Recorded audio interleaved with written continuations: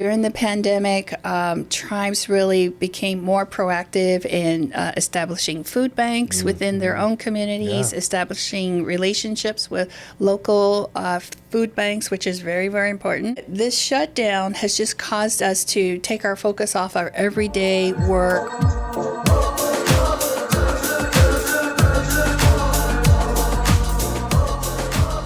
Good afternoon, everyone. Or morning. It could be morning for some morning. people. I'm Chris James. I'm here with my co-host, Yvette Fielder. Welcome to the Native Edge. How are you doing? I'm doing great. Yvette? Yes. Good. It's so nice out now that it's fall. Yeah, it's fall, y'all. Y'all, it's fall, y'all. It's almost Halloween. Do you get a lot of trick-or-treaters? Historically I do. Though this year I have been home alone. For most of the fall. I've had, my kids are in college and my wife has done some traveling, so I'm home alone for Halloween, so probably not that many. I haven't done one decoration. I never know how to anticipate it. I mean, I have trick-or-treaters, and it seems to be growing over the years, and so that's good. Yeah, I end up going out and eating a lot of candy. You know, that's you and I. That is one thing we the like. Chocolates and the Smarties. Smarties, yes, and pretty much anything. But when my kids were little, literally we would have thousands and thousands of pounds of candy, and my wife would sometimes even sneak it back. Yeah, we're like, let's check this candy. Well, she would give it out again, so it'd like recycle that same night. So the kids would come in, and I'm sorry, kids. I hope you're not listening to this podcast, but sometimes we would take your candy and give it out the same night. Or you gotta check it though. Yeah, and then you pick the ones that you like. I would make sure this is okay. It was really fun back in the day. Little kids and Halloween. It's definitely it is the most one of the most popular. The second most popular holiday. It is. A lot of decorations out and new lights on people's homes with all the technology and the LED lights. Like in Arizona, it seems like people start decorating a month or two, like 6 weeks before Halloween. Halloween. Walk in a store and it's July and they have Halloween stuff out. So, you know what that means? Now that Halloween will be over, what's coming up? Holiday season. Thanksgiving, and then we go right into Christmas. Yeah. Are you doing any traveling over the holidays? I'm not. I'm sticking around. Yeah, I'm going to try to get home to Cherokee at least sometime. But my mom is actually coming to Arizona. Oh, good. For Thanksgiving, and she'll stay through March. Oh, nice. So that'll be nice. Wonderful. Every year. Now, she normally drives that motorhome across country. That's amazing. At 84, but my brother drove it last week. So my brother came, dropped the motorhome off, and now my mom will be flying in. She's all set up. Yeah. Nice. Yeah, that's ready wonderful. To go. But that's not why we're here. That's not why we're here today. Why are we here today, Yvette? We have a guest, and it is Maria Dadgar. She is the executive director of ITCA. Wow. Thank you. Welcome, Maria. Tell us so what ITCA stands for. Oh, well, where do I begin? Thank you. First of all, thank you both for having me here. It's sort of a coming home in many ways, but really, I have the honor of serving as the executive director of the Intertribal Council of Arizona, which is one of the oldest and largest intertribal organizations in the United States. Wow. And basically, we're a consortium of 21 tribal governments. As you both well know, here in Arizona, we have 22 tribal governments, tribal nations, tribes. We always just say tribal governments because that's who we really focus on. And 21 of the 22 belong to our consortium.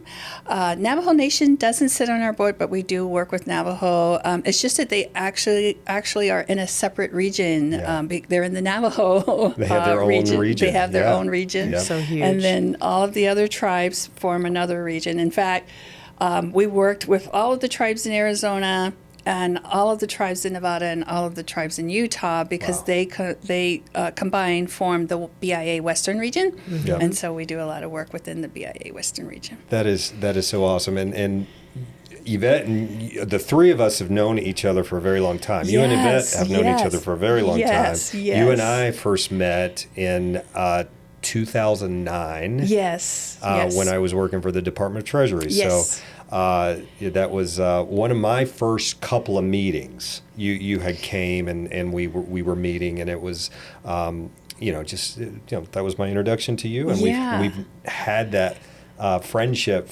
since then. Yes, absolutely. But I want us to talk a lot. I mean, because you have had an amazing career. Not only you've been intertribal for 11 years. 11 years. I knew it was 11 over years, a decade. November Gosh. 4th. Yeah. But before, I mean, you've done some amazing things. So let's start at the beginning. Where did you grow up? Sure. So I'm actually from a very small tribal community back east, from a town called Accokeek, Maryland. Okay. I am Piscataway, Conoy. We're state recognized, but we've worked with the federal government, state government, and done so many things in the state of Maryland, and actually helped a lot of the other tribes come together, and they've since gone on to become federally recognized, but that's a path that we have been on. I don't know where we are now, because I moved out here 26 years ago. Wow. But what awesome opportunity I had just to be born and raised in that area, having our nation's capital, 40, 50 miles away.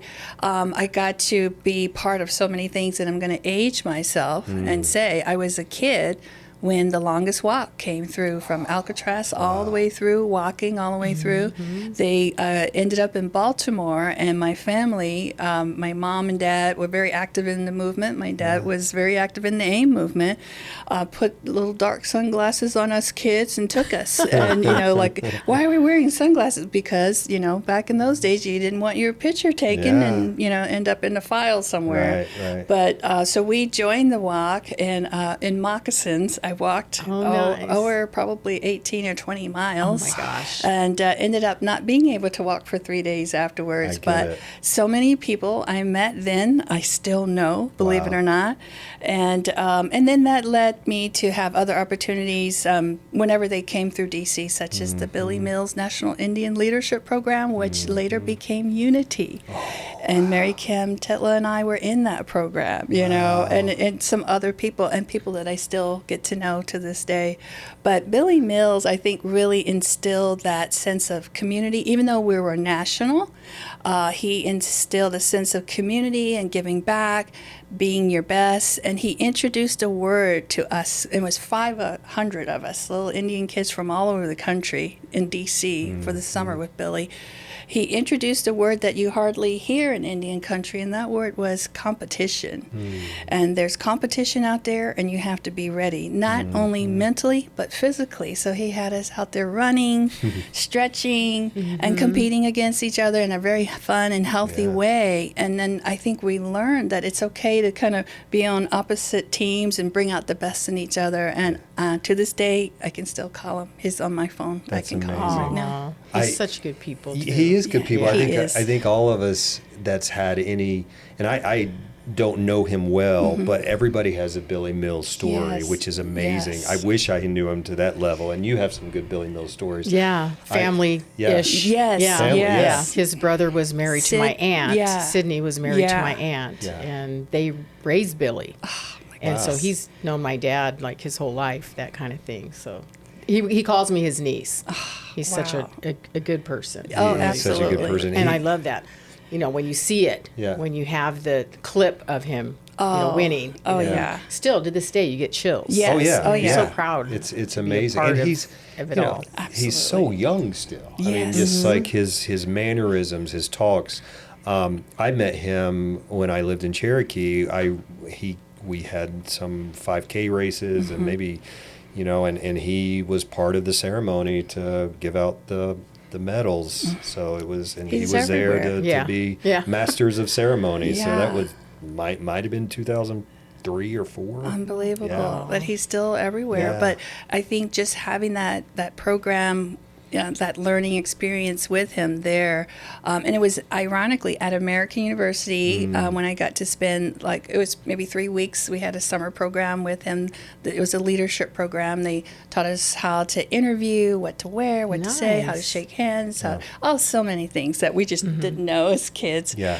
But then, life went on. I got married and moved around the country, lived in East Tennessee and got to go to Cherokee, had some friends Nice. from Cherokee. Cherokee that were living in East Tennessee. Okay. It was wonderful. Wow. But eventually ended back up in Maryland, and through some friends found out that they were trying to get a national internship program started. And right away I just thought of that framework that Billy had already established. And so I said, I have some ideas. I think we can kind of build off of what Billy Mills did and really create this program. Yeah. So we created it had a different name at first, but eventually became the WINS program, Wow. Washington Internships for Native Students. That is amazing. See, I remember Maria's that. got her hand in everything. I know a little bit of everything. tried. So, if you were ever in a Native program at a federal agency, we would generally always have WINS internships. This means so much to me. And that even started in, when I first met you, 2009, 2010 timeframe. I had at the Small Business Administration, I had 2 every year from the Yes. WINS program. Yes. And I can't remember who ran it in the 2. Was it David Sanborn? Did he run it? Jack Soto Jack was Soto yeah, ran it. Yeah, mhm, Jack Soto uh-huh. ran it for years. Yes, yeah. But what a great program. It was through American University. So it was a separate entity at first, Yeah. and then we would say it was housed and coordinated at American University. Yeah. And so when I first started in 1992 with the WINS program, it had a different name, Yeah. and eventually became WINS.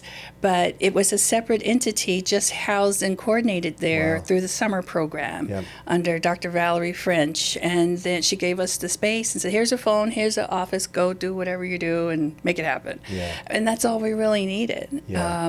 But eventually American University needed to show more diversity. Yeah. And they said, where's that lady? What's her name? And they found me, and then I was like, you'll see all these pictures with me with the President Ladner, Yeah. all of a sudden. And they're like, well, you should become a program here. Yeah. And so then we went on that path as well. Wow. It became a program Oh, there. nice. And you were running the program. Yes, Yeah. yes. Oh, how So awesome. we Early had on. 25 all native board. Pete Homer might be a name that Pete you've Homer. heard before. He Yes, was there. absolutely. Ron Andrade, just some wonderful people. Jason Giles' mother. She was, and Jason was this little kid running around.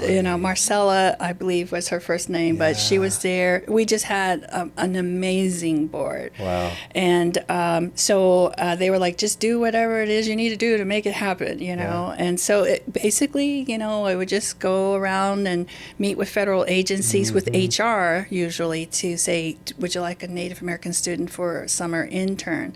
But it wasn't until about 1996 when, at that time, it was the Clinton administration that came up with an executive order that said that all federal agencies had to develop 5-year plans in working with students from tribal colleges.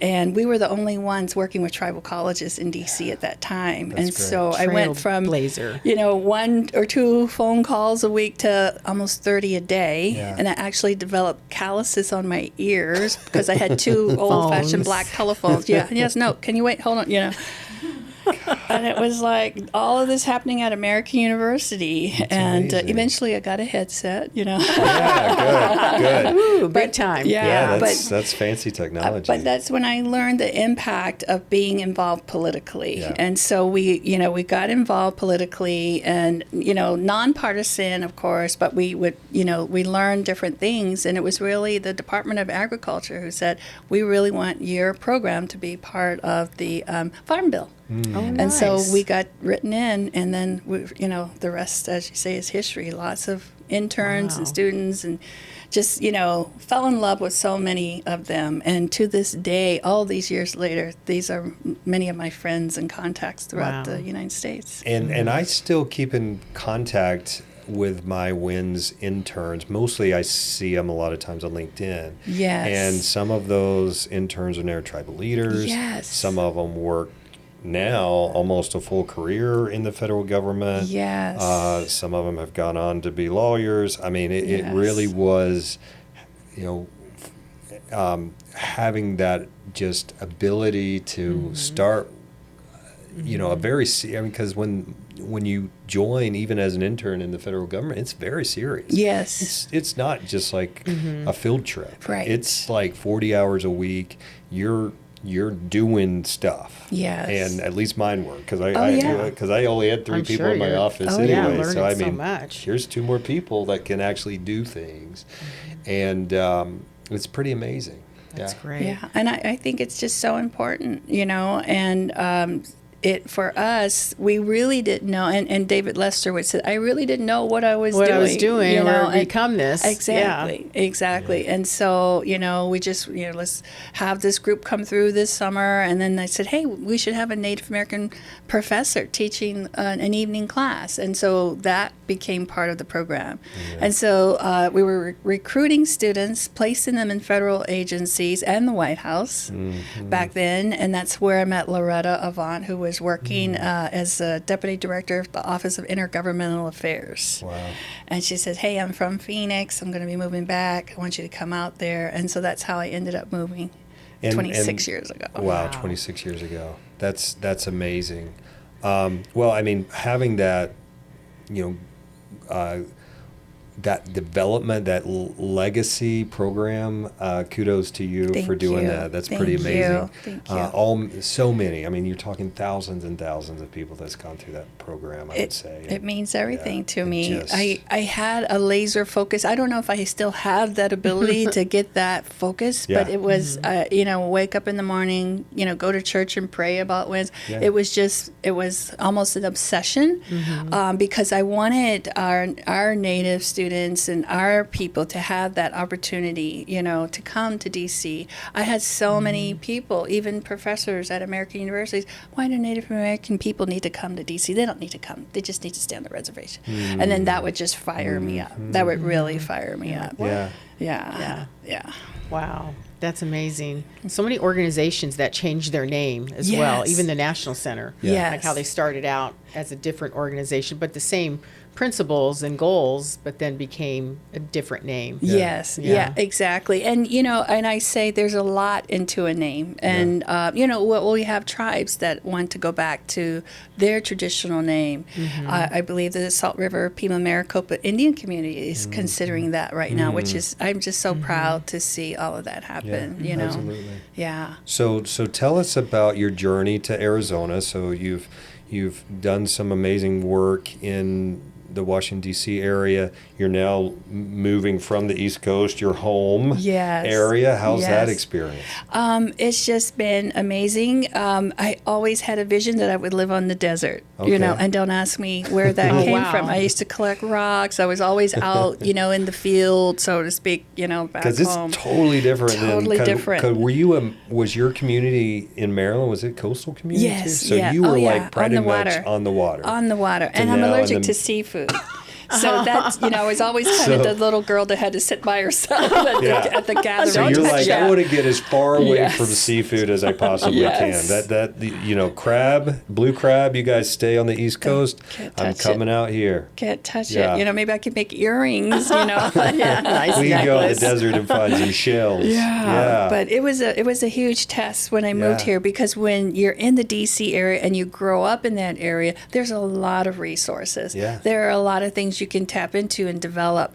And I thought it was like that everywhere. I thought that was the way it was everywhere. You know, just walk down the street and there's the Everything you know, you Health need. and Human Services, Department of Energy, you know, the Smithsonian. And I moved here, and no, it's not like that. And Yeah. it's 26 and years it's- ago, it's Exactly. changed a lot. And it was really different back then. There wasn't even highways here, was it? I mean, they the were, 101 wasn't Yeah, finished. right. The 51 wasn't finished. 60 was probably still working. It was 60 still was being here, worked but it was like a on. little two-laner. Yeah, exactly. Wow. Yeah, so it was really different. Yeah. And I really had to hit the ground running. And I came here for a job. And people you meet in the White House, you know, I'm going to follow you and work for you. But that company that was planned to be created never was created. So I had no job and 2 kids, divorced, and I had to figure out how to eat. And it was really, I've always been a grant writer, so I started writing grants from home. I called tribal leaders and people that I knew, from when I was in D.C. with WINS, and they're like, oh, I need somebody to put a board together. I'm like, I can do that. Oh, I need someone to take pictures at our golf tournament. Oh, I can do that.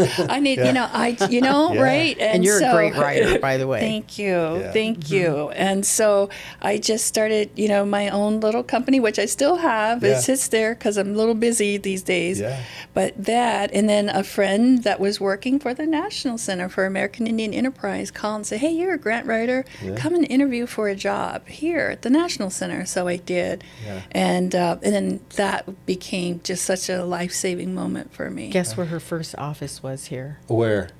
The snack area. Yes, The refrigerator was her desk area. It was the copy machine was my office mate. Exactly, 100%.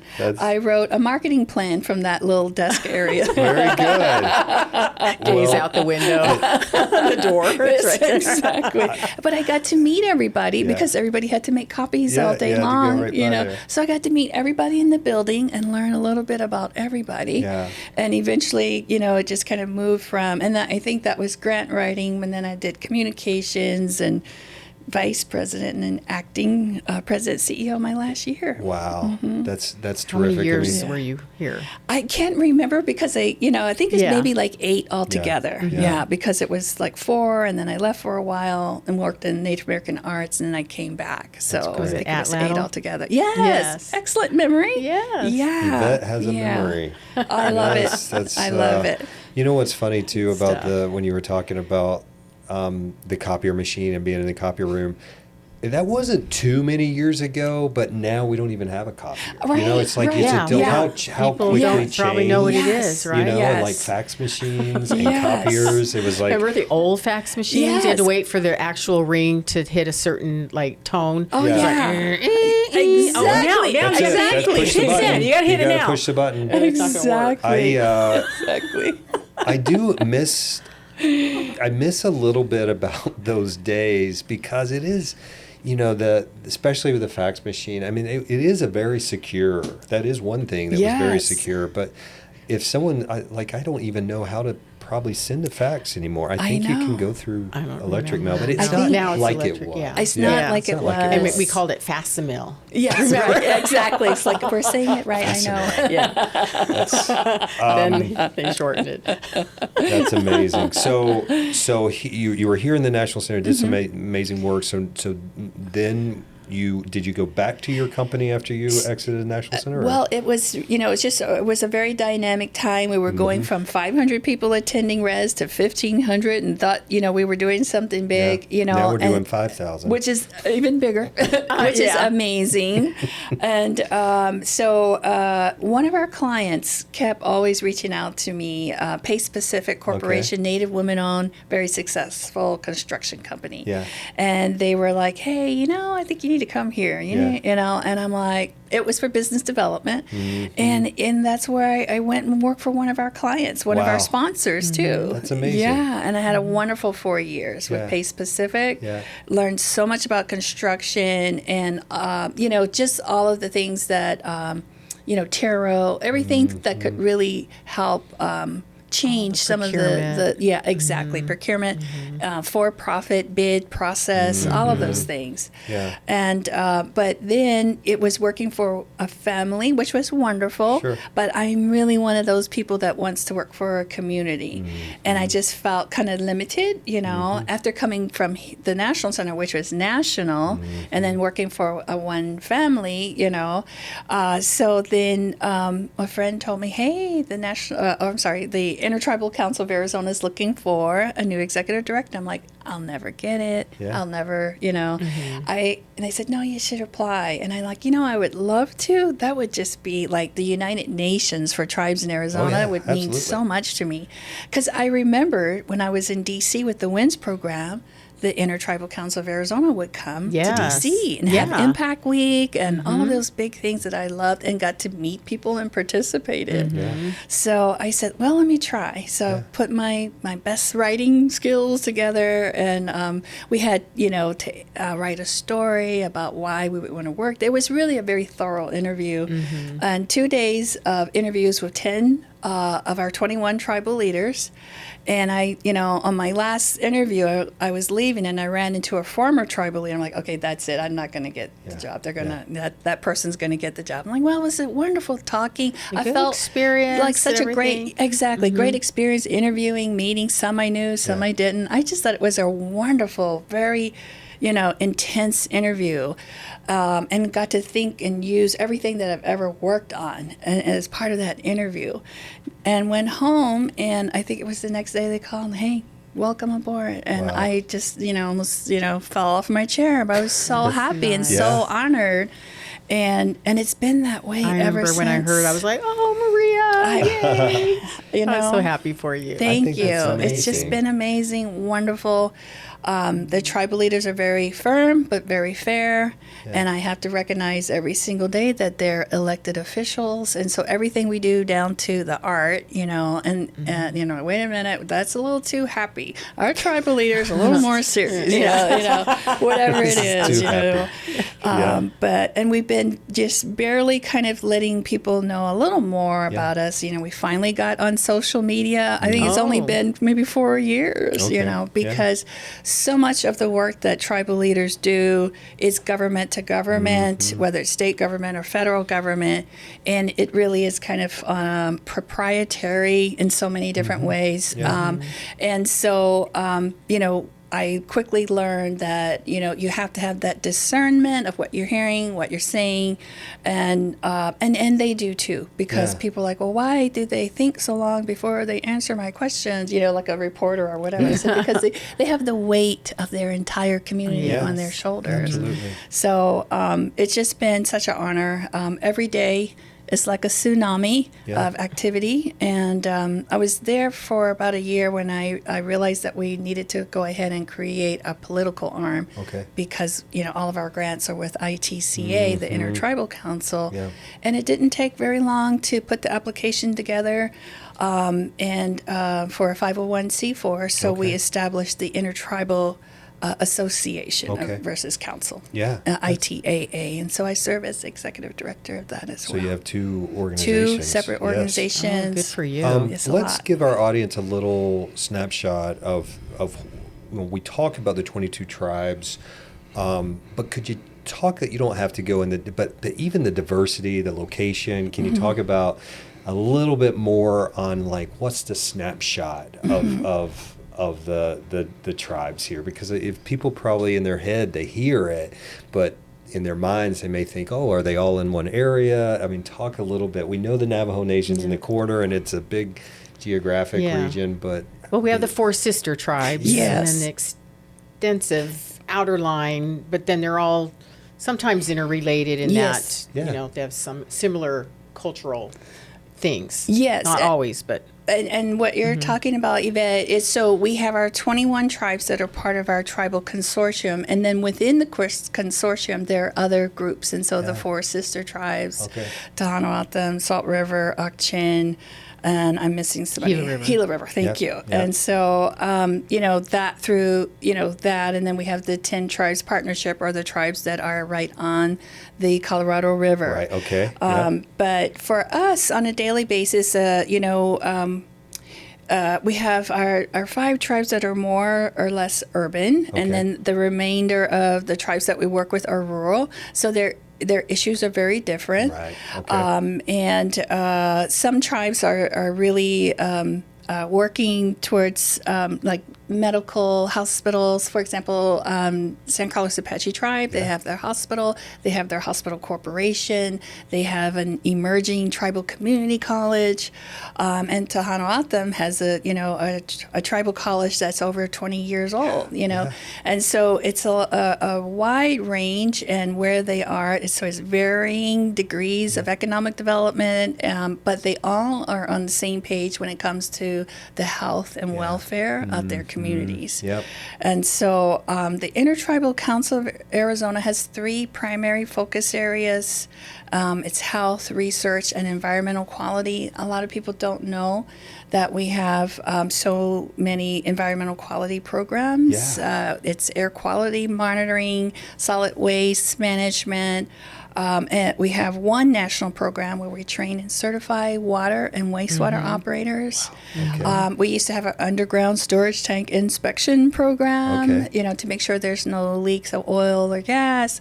The funding for that went out, and so we don't have that one anymore. But along with like we were saying earlier, Yvette, the social services, the WIC program, we are a state agency for WIC, and we are a state agency for aging. And so that means that the money comes to ITCA to distribute amongst the tribes. Wow. And so keeps us busy. And with that, It's a lot. we've been seeing a lot with the government shutdown. What's the impact when the government shuts her down? They're saying, hey, there's SNAP no money program. after November 1st. How is that going to impact you? Yeah, it's been quite an ordeal just to manage and keep up with. I think during the pandemic, tribes really became more proactive in establishing food banks within their own communities, establishing relationships with local food banks, which is very, very important. Food, water, necessities of life. Sure. But this shutdown has just caused us to take our focus off our everyday work, which is just like through our WIC program, we feed 7,000 people per month. That's moms and babies and small children per month. You have to keep track of that monthly. Yes, exactly. Everything. You're right. I mean, that's a big part of any nonprofit is your compliance and keeping track and reporting. And then who are our board members? They're the highest elected officials for 21 tribes. And so people are always wanting to interact with them. And just last week we had what we call a Tribal Leaders Water Policy Council meeting. It's all about the Colorado River and the negotiations that are going to be coming up because the current guidelines will be expiring at the end of 2026. Yeah. So right now our biggest worry is around food security. Yeah. And so through our WIC program that we operate, I think it's 17 tribes and one urban center that receive funding through our program to, specialized formula for infants. I mean, it's just so detailed. I mean, some of the formula for the infants is $500 per month. It's just It's so expensive. It's so That's why you see it in the expensive. stores, like behind locked cabinets. Yeah. I had no idea. Yeah, it's so expensive, and so those are the things that we're really worried about, and the tribal leaders are very worried about, and so we're outreaching to our legislators, our governor, our senators, our members of Congress. We're part of the letter campaigns that go out, and then we're looking to see what do we have where that could we do like a $5,000 grant to each tribe for food security. What is $5,000? Maybe 1 week, but it's something, and so that's probably something we're going to try to do pretty soon. But then we have staff like, well, if the WIC program, the programming money ceases, what about me? Do I lose my job? I've been here 26 years. Yeah. And so I have to make sure, that I have reserves where I can keep them on board because they are dietitians, which are so hard to find. Right. They have these skills that we would just never be able to replace. Yeah. So There's you lots are, of threats. You are navigating. I mean, that is, I commend that leadership because you're not only navigating with 21 different leaders and governments and supporting at different levels of economic development, as you already described. You're also navigating with the state. Yes. You're navigating with the county. Yes. You're navigating with the federal government. So I mean, And a huge urban population. and a huge Yes. urban, Yes. Phoenix, city of Phoenix Yes, is where you're absolutely. located. Didn't they at even. one time want to have not a tribe, but they wanted to have a representative Yes. representing the urban population? You Do you are remember correct. that? Yes. And they even wanted to have a day where no matter what tribe you are, that you could come in and have, this time with tribal leaders and be a part of ITCA. And it's just never really happened. We're supposed to work with youth a little more. So it's just every day is like a tsunaami. Yeah. Every day it's like you come in with your work plan of what you need to do, what you want to do, and then you'll get a phone call. There's a fire. We're having fires. We need water. Yeah. That Flooding. happened. Disaster. Everything. Yes, floods. everything. Floods. Yeah. I mean, I have tribal leaders calling me on my cell phone saying, who do I call, in the forest department? Exactly. And it's like, you want these state and federal agency representatives to have that relationship so there's a fire, I need to go there. I need to, help and bring resources. Yeah. So we become the middleman on so many of these things. And it even, during the pandemic, we had FEMA dropping off, like 18-wheeler, those big trucks, loads of hand sanitizers. Yeah. And I said, hey, we're a bunch of old ladies in the building. Like, what am I going to do with these boxes? But we found a way, found a way to get it out to the communities. But it's easier. We'll take it, we'll drop it off, and so we just try to make it work, calling on partners, calling on friends to help us. That's amazing. Yeah. And, it's such a needed services. I mean, these are, you need an organization like yourself to be that middleman sometimes, because, from other perspectives, all of those exterior folks looking into Indian country, often not knowing the dynamics, you're there to support them, but your main job is to support your community. Yes. So you're sort of that person that's weaving in and out, and I it's so needed. Thank you. Have you ever gotten a call where it's a different organization or a foundation, and they say, we think we have some money for you, and this is how we're envisioning it? I mean, that would be an amazing call to get, right? Yeah, I hope our listeners, someone listening today, hey, we're all 501c3. Make sure they give you that call. Yeah, that's a great question. We do get approached at this stage in our organizational development, and so my focus and my educational background is actually focusing on nonprofit management. And as a business, I just love them because you fill the gap between governments and corporations, because there is a gap. And so I just love the work. But we do get called and approached by federal agencies and state agencies, and sometimes we cannot take it on because sometimes there may be some, it might be a project that has debt or some other negative thing, and so we can't take it on because I have 54 grants, and I can't let anything happen that will make those falter. And so and that becomes the basis for the decision. And then the tribal leaders want us, our organization, to be very careful about who we do take money from, because sometimes not all money's people good will, money. Right? They'll say, here, we're going to give you, $250,000, but we want everybody in the building to wear our T-shirt, And the tribal leaders staff too. are there? And I'm like, no, I don't look good in green. So how many staff do you oversee over there? We have 71 full-time staff. Oh my goodness. Yeah. And one thing that a lot of people don't know is that we also serve as a fiscal sponsor for 3 entities that don't have their 501c3 status. Okay. And so that's Miss Indian Arizona. Okay. We've been doing that over 25 years. So that means when people want to donate to Miss Indian Arizona, it comes to us, our account. We don't take anything. Like I like that. I like that. You can be a judge. We are so part of it. Is it Tom back there? Yes, it's Tom back there. And oh my God, clean audits. He's a guru. Yeah. But so Miss Indian Arizona is one of our entities that we serve as a fiscal sponsor for the Lori Payesta, the family dinner, and the morning prayer vigil that they have every March. We take all of the funds for that. We don't take any profit, not a penny, not a dime. Everything passes through right to the organization.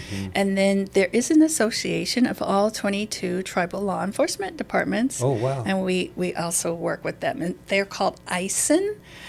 Indian Country Intelligence Network. Wow. And so 4 times a year, all of the officers, ladies and gentlemen, they're wonderful. Police chiefs, they come to our building. We just provide the meals, food, everything, give them the space, and they do their own meetings. But we do help with their annual banquet, and that was at Tonto Apache last week. Oh, that's great. Nice. Yeah. That's such so an important. busy. You are busy. That's such an important organization too, because of that connectivity between tribal law enforcement and even between tribes and states and federal. I mean, there's so many jurisdictions. So having the tribes, having those conversations, especially I bet there's a lot of MMI discussion and things. So yes, wow. and then we have a server that we maintain for tribal law enforcement in the state of Arizona that want to belong to it, and it's a system where if there's a crime that happens on one reservation, it could easily happen at another reservation because the information sharing isn't happening. But through this system, they can upload, should they choose to, because data sovereignty is very big. Say, hey, we had this happen, and and then look out for this type of thing, this type of trend, and it has really helped some of the other tribes that participate in sharing that data to prevent or be on the lookout. And so we don't get too involved because we want them to feel that it's their data and they can share, but we support them and in so many different ways. And then they help us. We do a bicycle rodeo, and we work with local tribal police law enforcement to put on like little kids with their bicycles and wear your helmet and all that stuff. Yeah, make sure you have a helmet. That's great. Yeah. That's awesome. You're a leader out there. I mean, other Native organizations that are similar, like ITCN and all the others, I'm sure they look to you all the time. Yeah. We work with them, and we, in any way that we can support them, we do. And it's because of our board. If we have any of that leadership, it's because of our board. Our tribal leaders are well known throughout the country. They're well spoken throughout the country.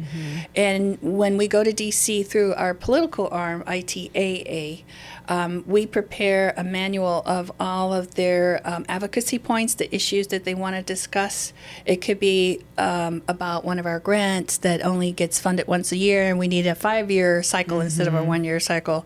Or it could be about saving Oak Flat, saving a sacred site. And so ITCA allows for tribes in Arizona to come together and advocate for one tribe on one issue or together, very strong. And so when we went last April, the message was we're sovereign nations. And we really had our tribal leaders walking around the halls of Congress, shaking hands. Some got invited to the White House while they were there, and just saying, hey, we're sovereign nations, and so we need to be treated as such. Right. Absolutely. With every administration, there's always, and every time someone changes in Congress, we always constantly, it's an education and making sure that folks understand. It doesn't matter what party, what anything about it, that the tribes, just as you very clearly said, sovereign nation, sovereignty matters. This is what we're federal. We are government. There's trust obligations from the government. So I don't know how many times you probably echo that. Yes, our tribal leaders are our best advocates, and we're right there beside them. And but they're amazing, and I think that any leadership that you hear ITCA this or ITAA, it's really them, and we are just so honored to have them. When we go to DC, and if something comes up, we can call on them, and their voice is just that powerful, and they're very, very caring. They're very caring about the issues. And right now, everybody's concerned about food scarcity. And I know not every state has an intertribal organization. What would be some of your advice if folks, because there's lots of states with lots of tribes that don't always have. Why? What is the important? I mean, we already hear the importance already just from this conversation. But what are some of your views on why a state folks should organize like you do? Well, I think, that collective voice is just so powerful, and bringing tribal leaders together. In Arizona, we have some rare statistics where in Arizona we have more tribal members that still speak their traditional language. Things like that, make Arizona a little different. And then the amount of land that's under control of tribes in Arizona is 28% of the state is under the control of tribes. And so that's pretty substantial as well.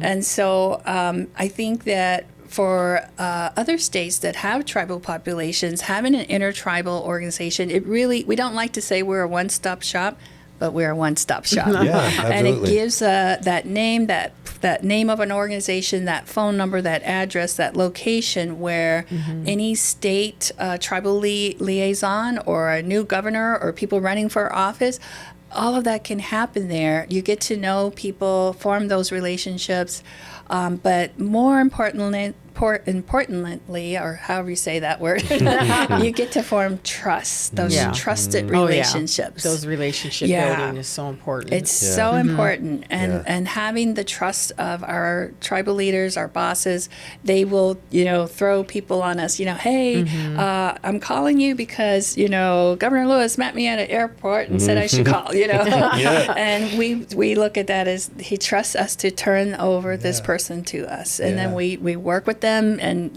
had calls today, people who are running for Arizona Supreme Court, a tribal leader said I should call you. So that just happened, before I sat down. Wow. And so it's just very exciting. It's never a dull moment. You do go home a little tired, here and there. And I'm tired after this conversation. I was like, man, I was we need to listen up here. It's almost Native American Heritage Month. Yes, So you guys do some things, and you're right across the street from the Heard Museum. Yeah. It's a great location. Yeah. We don't do a lot of fun things, and we're hoping to do some fun things. But one of the things that we did last year was we worked with the governor to get a proclamation. Oh, great. And it was, and she signed 21 of them. Oh, wow. The beautiful onion skin paper, and we framed it and sent that to each tribal leader, and then we had a Native American chef, Chef Danella, I believe is her name. She's been on our podcast. Yeah, so we brought her out to meet the tribal leaders, and she prepared a lovely, lovely meal for them, Native American Heritage Month. And then through our programs, our team, our staff, they all, did different things. That's great. So this is amazing about all of what you've discussed and all of your programs and how you're so connected. What do you think is what's next for Intertribal Council of Arizona? What's your future look like? That's really interesting. Chris, you may not remember, but you spoke at, it was the Arizona Economic Development Association, or it was one of the Department of Commerce meetings at Tonto Apache 6 years ago. Probably. Or something like that. Yes. And Chris was talking about AI, and people were like, what, what is that? And you were really having, and I was like, I talked about my phone. I said, Yeah. everybody has this ability in your pocket. I do remember talking about that. And so that's something that we're looking at very, very seriously. And, whether I wouldn't say that we're trying to lead, tribes, but, we're looking at incorporating AI to help us as an organization, which is going to help us do even more.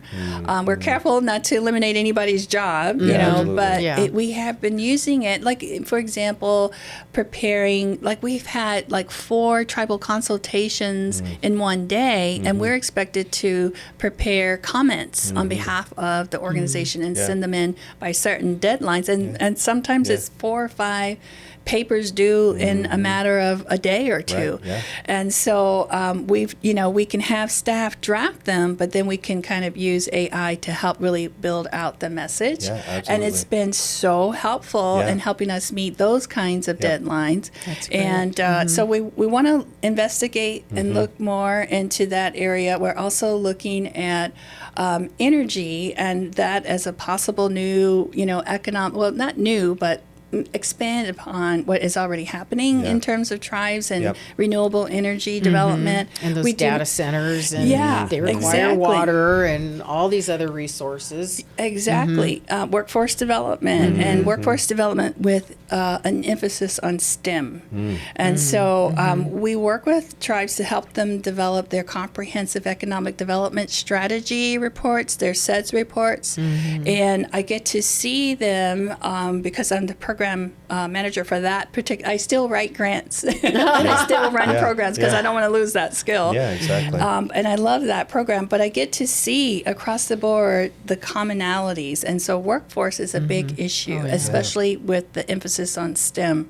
So we're going to try to see what we can do to launch more programming to develop those areas: math, science, engineering, all of that. Well, and then it coincides with your 3 certificate programs. Yeah. Like you've already have a footprint that you can build on. Yes, with others. exactly. I mean, that's our one national program is our tribal water, wastewater operator, and then all of the certifications within that program. It's just, having safe water, clean water, and knowing about, your water 24 hours a day. These are the people, we call them first responders, and they don't even want to be called first responders. Yeah. But you are first responders, because, we've been to North Dakota, South Dakota, we've been all over, and we'll find an operator that's just doing an amazing job, and we'll let the tribal leader know and the tribal council know, and then they'll stop during one of their council meetings and call whoever this water operator is, and they're like, "When am I in trouble?" And then we show up and we drape them with a blanket and we honor them and say, "You are the operator of the year," and they're just sobbing because they're like, I'm just doing my job. Yeah. But we want to honor them and treat them with that respect, because 24 hours a day, whether it's 30 below or 120 out at Ak-Chin, they're keeping the water safe. Yeah. Right. Yeah. That's really amazing. Important. And environmental factors from I mean, I don't think people realize at times it could be snowing in northern Arizona, but still 80, 90 degrees in southern Arizona, so or even 100, as you mentioned. So just so crazy. Yes. We could talk all day long about this. I'm so glad that you were here with us. Thank you. But usually I like our final question oftentimes is, this is, just the conversation today, really outlays that you're a very busy person. And the jobs that you've had are really intense and busy and legacy jobs. How do you balance that with just everyday life and keeping yourself sane? Beadwork. Beadwork, that's I still right. do beadwork. Yeah. I make Little baskets. ones. And I do a lot of beadwork. I do a lot of basket making. Yeah. I try to keep those kind of, it's a hobby, but it's a slight obsession as well. Yeah. But, I'm thinking when I do that. I'm thinking about, I'm planning, I'm solving problems. You just give your brain that space to kind of, wind through a situation and how can I approach it better. And then you start remembering, I'm supposed to do this or supposed to do that. But it's those quiet moments when your hands are busy, probably, designing a basket or something. Not that I'm all, great at it, but I enjoy it, and I guess I owe you guys some gifts, I see. Because I like to make things and give them away. Oh, that's great. But, I think you have to have that balance, and you have to be intentional. I have a new little granddaughter, and she's 3. And I didn't know we were going to be best friends. We cry when we have to separate. I didn't know that was going to happen. So she got to spend the weekend with me. I got to have her all weekend long, and she keeps me very, very grounded. As soon as she sees me touch my phone, she's like, "No, Grandma, no, Grandma." So she wants to put the phone down. So you just have to be intentional. Yeah. It was my dear friend Albert Hale who said, "There's 24 hours in a day. Who said you have to go to bed at 9 and wake up at 8?